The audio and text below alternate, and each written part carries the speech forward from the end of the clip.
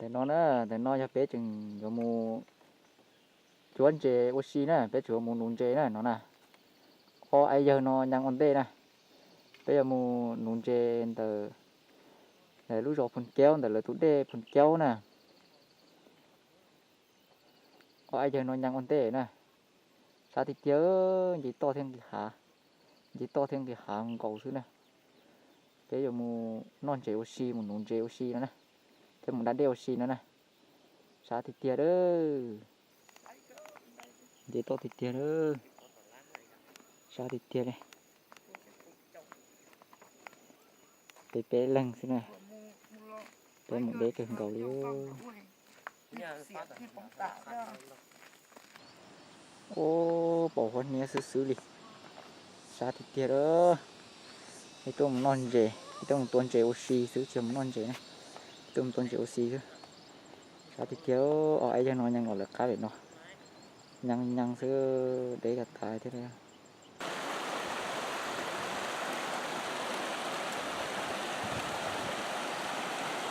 để nó nè để nó ra thì nó tỏ khơi cá trốn tế nè các bạn không cái chỉ cho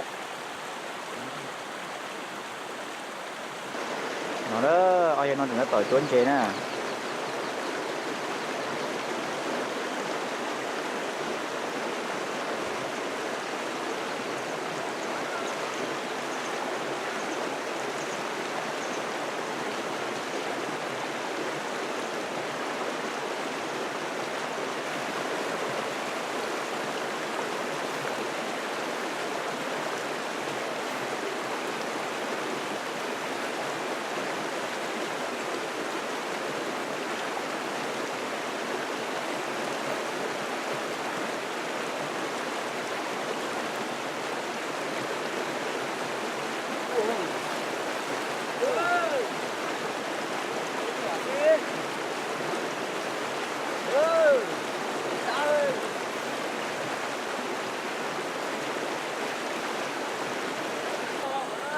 thua rồi chúng to lúc này rồi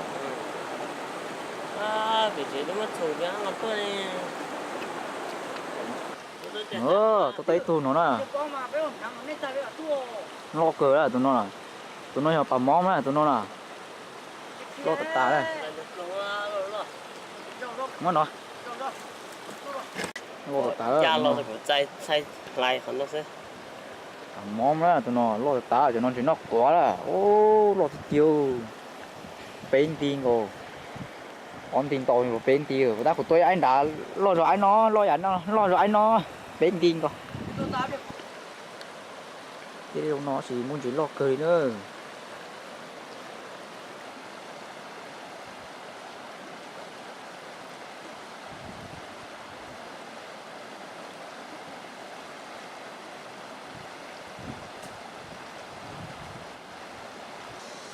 tôi lấy tù thế đó lo trở thế rồi nhớ này có con mà không cả có mấy cháu có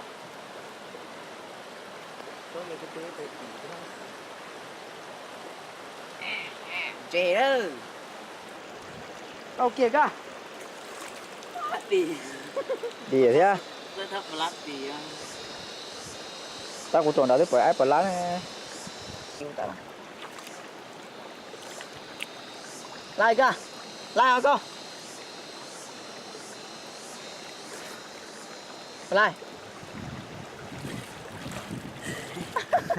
chạy mới nhọn chê ha cái đồ nó ngon chứ cái gì mà cái đồ này nó có con cá là thấp lát được tua cho tao tí tù thế đó lo cỡ là tao món mà tụi nó lo tất cả thế đó nó đi trốn chỉ lo thế nè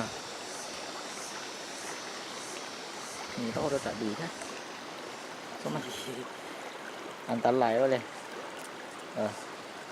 ô lo cỡ thế nè đi trốn chỉ nó quá à chẳng thế nó chỉ bấm món nè cho nó chỉ tao mới thấu luôn có hả mới thấu lo đâu nó hay rồi mới trốn chỉ bấm món nó lo chứ ô no à nhưng tôi chỉ bảo nó lo thứ ô tôi non chị mà bỏ đi to đi cho chị lo thế này ô tới ai thế đâu ảo hả chứ Cho lúc nào chúng cho ô lo cơ thế nào ẩm móm à tôi non chị oxy mà lo cơ lo thật ta đi cho chị lo thế này anh thằng đấy chỉ lúc thằng mẹ của tôi ha tôi nói anh chị đâu tôi nói anh chị như bà cha này bà cha phải thấy con à chị đó bà cha hả bà cha kìa nên cha bà cha bỏ bao tiêu thử trừ với nó thế này cũng không ta cái số ấy nhiều rồi mẹ lúc thôi em thì thằng nó hở hở nó tan dính chứ nó phê đi như nếu nhỏ đây rồi gì tôi xuống gì rồi à đấy có ít đồ nó điều đọc là vẽ đọc là đá đọc là vẽ thầy thằng thầy nha chia sẻ toàn trụng ấy giờ nó thế này bây giờ nó tự lo mà xảy rồi cái tàu này chứ bỏ đó nó tá được rồi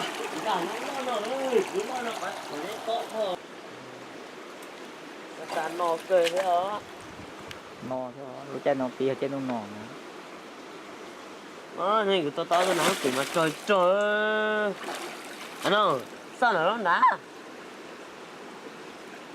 ta cũng dân đã tháo nó lo tiết chế tao tiết chế ra tiết chế về tiết chế đá gọi là tiết chén tệ này chén chưa thì chia đấy ô tiết chế là đây là lại cho phép bỏ lại ông đá đi ít đây à nó là nữa ông đá chứ là gặp lại được đó anh nói tôi sợ lại nó đau ha tàu nó bảo ô lô tàu ai có bà cha là bà món này chả bà cha rồi ô lô tàu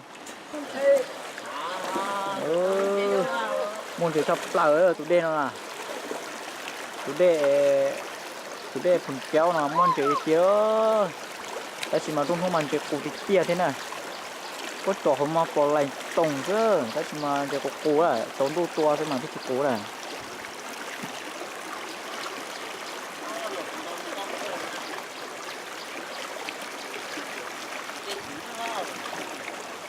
phía cho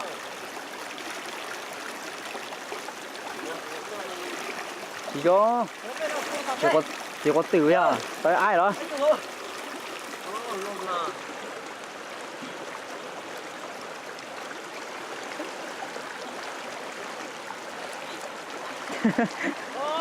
ai phải nó mà khó rồi cho cái đấy rồi con à con trai à đốt núa à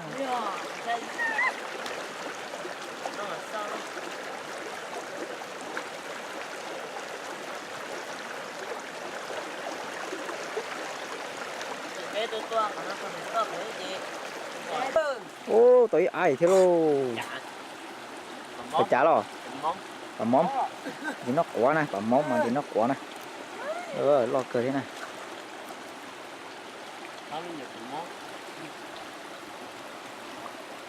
ấy giờ nó ấy giờ nó có chiều đột đi ấy giờ nó có căng cơ thế này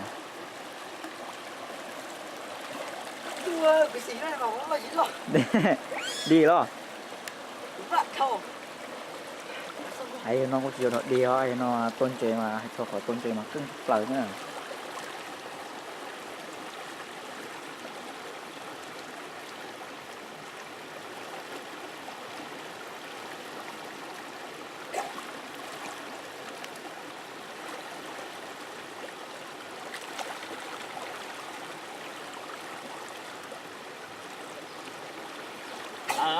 chết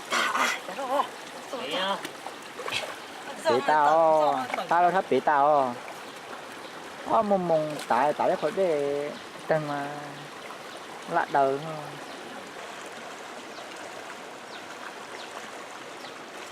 chơi tới được tôi sao không có tiền mà đây được đây được rồi. Tiếng nó tao, tiếng nó tao. Nữa con. Nữa. Thôi, coi chạm một á. Sao cái coi là có à.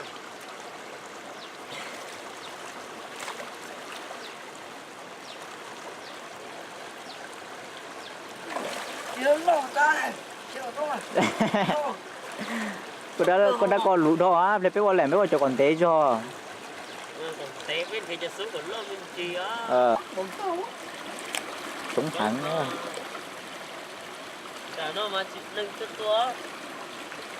Nó lớn tốt cơ thì xin mình lên lấy chút tung mà cũng muốn chơi cơ nữa mà. Ô, chả sắp thế à? Tí tao nó sát tụi nó uống nó.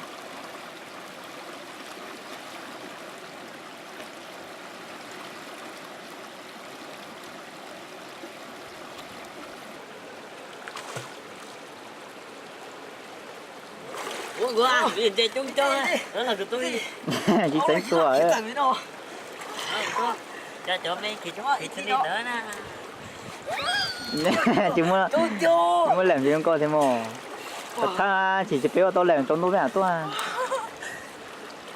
Cho nó đã. Kìa cho nó. Có mà kìa cho nữa nè. Ồ, bảo thì con để thôi. Sao mua xe rồi? Sao mua xe thế? Chỉ chúng thôi, sao chúng mua chỉ tôi chỉ sao chỉ mua xe. Mua xe đi ra ha. Chưa được đâu thì chống à. Trái nó con thế luôn đi. Chỉ tờ đây là. Ôi giờ chỉ tàu đây. Chống hẳn rồi. Chống hẳn rồi. Phỏ bể nó ha, phỏ bể nó ai còn muốn đá. Ủa, chỉ có 5 mất rồi. Ồ, nó lô thì chưa cụ đâu. Ô, món tua mà. Thôi, cho chúng tôi Nó lô. Nó ngồi no của bộ. Cái tôi nó chỉ lo đánh no. Ô, Bỏ hậu mà lo cơ có tôi lo chứ cái ó đỏ. Ôi lô. Món xía thì chưa. Anh nó món xía hẳn còn chơi lo món xía hẳn anh nó. Bỏ cho nó ít xí mà món xía cha anh nó. Tôi tiêu kìa. bé thôi nữa. Nó thì bộ ta tổng số mình tôi mò cho cậu tôi lô. Cái lô thì tập khiên chứ khiên ra không. Tại tua chúng không có chỉ tua. Cái lô của nó chừng vự. Vâng và to tua cho nó ít xí nhưng có. Nó chụp bỏ.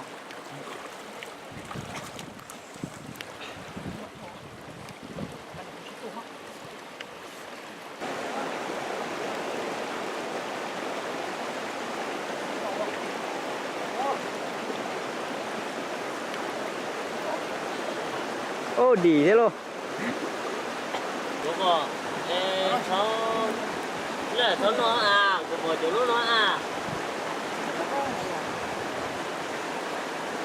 Là nó thì xem anh chào chứ ấy tôi đấy.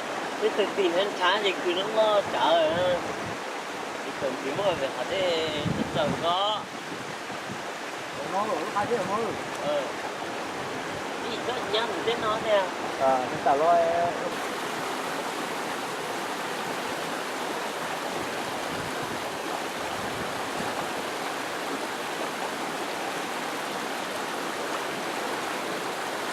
Ta liệt chứ mà liệt có lửa Gì nữa à? chúng không hiểu cả nha Được chưa?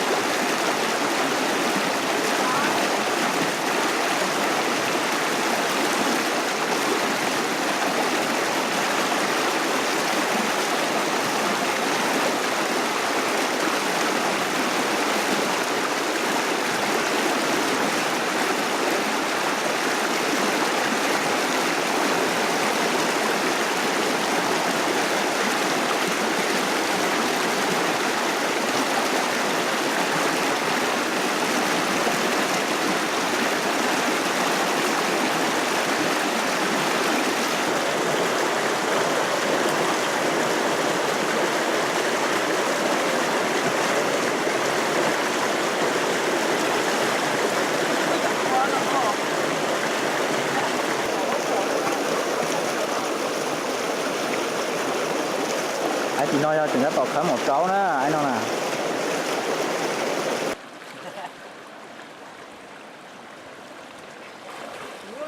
ô tôi thâu ơi ô lọ cửa chị chị bà móm là ô lọ cửa tao đi cho bà móm chỉ nó của con ha Ôi, chẳng cái cháu con ta hầu ơi.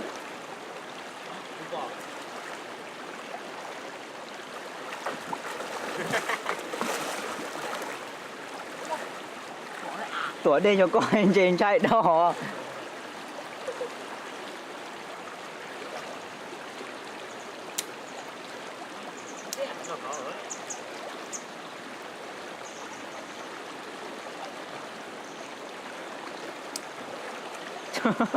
to lên tung to lên tung á Cái小con đầu tiên, chắc cơ. nó chúng ta tỏ khó múa à khó múa còn chơi tuôn chơi thích chó này tua chơi không cho xem lại sẽ chơi khó còn chơi cho mà đi tổ đua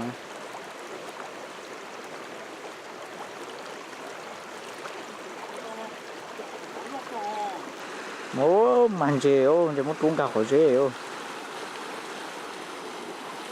mốt tung cả khỏi chơi ai nó ta tỏ chỉ thuật đây không non nữa chơi lo nè đi ô lột tu ô lột tu ô ô chơi mua có tung thôi